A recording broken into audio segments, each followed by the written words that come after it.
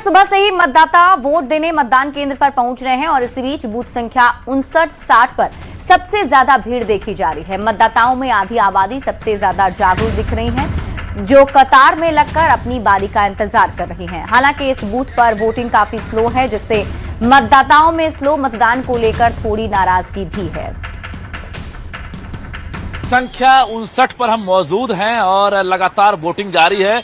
चिंता की बात थी कि वोटर्स घरों से बाहर नहीं निकल रहे हैं, लेकिन अब धीरे धीरे भले ही धूप हो बावजूद अब वोटर्स में जो है एक तरह से कहा जाए जागरूकता बढ़ी है और अब घरों से बाहर निकलने लगे हैं। तो देखिए न्यूज़ 18 की अपील जो है असरदार रही है और अब वोटर्स जो हैं घरों से बाहर निकलने लगे हैं। दोपहर का वक्त है, आमतौर पर दोपहर में वोटिंग प्रतिशत में कमी आती है, लेकिन यहाँ पर विपरीत अगर कहेंगे उपचुनाव में दोपहर के वक्त ही जो वोटर्स हैं वो बूथों पर नजर आ रहे हैं और आधी आबादी सबसे अधिक जो है लाइन में दिख रही है। काम कर लिए आप लोग घर का सब काम कर लिए?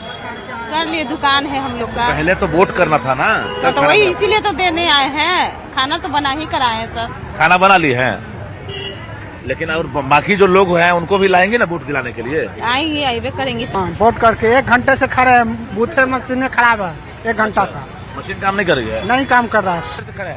लगभग 1 घंटा हो ही गया। 1 घंटे से करे हैं? जी।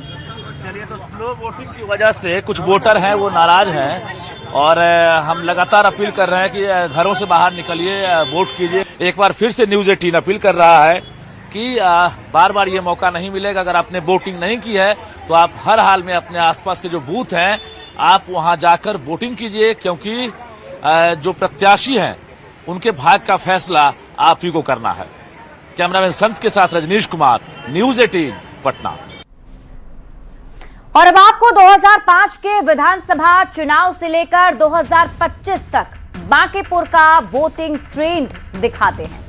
कैसी ये सीट बीजेपी का भेद खिला रहा है। साल बदलते रहे, चुनाव बदलते रहे, लेकिन नतीजा कभी नहीं बदला, क्योंकि ये सीट हमेशा से बीजेपी के पास ही रही।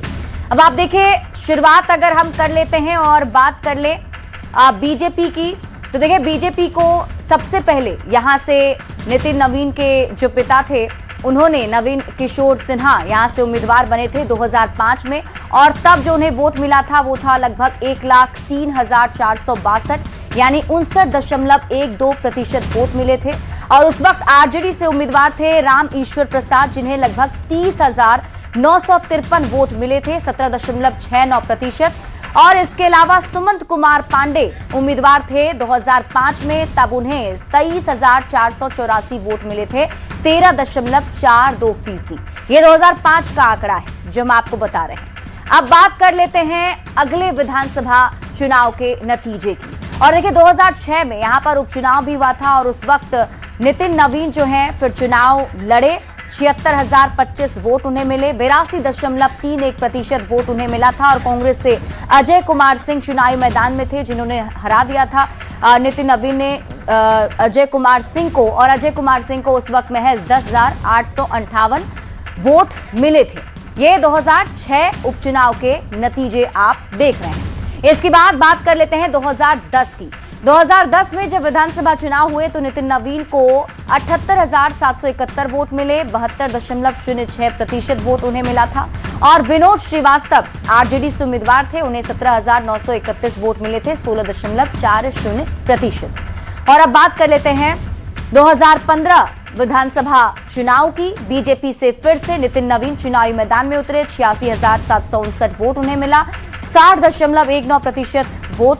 और कांग्रेस से कुमार आशीष चुनावी मैदान में थे, 46,992 यानी 32.60% वोट 2015 के चुनाव में मिला था। इसके बाद बात करते हैं 2020 विधानसभा चुनाव की। 2020 में नितिन नवीन फिर से यहां से बीजेपी के कैंडिडेट बने, 83,068 वोट उन्हें मिला, 59.05%। और लव सिन्हा कांग्रेस से उम्मीदवार थे, 46,992 वोट उन्हें मिले, 31.57%। अब बात कर लेते हैं साल 2025 की। 2025 में हुए विधानसभा के चुनाव में नितिन नवीन फिर से बीजेपी के कैंडिडेट बने, 98,299 वोट उन्हें मिला, 63.25%। और रेखा गुप्ता आरजेडी से कैंडिडेट थी, 46,363 यानी 29.83% वोट उन्हें मिला था। और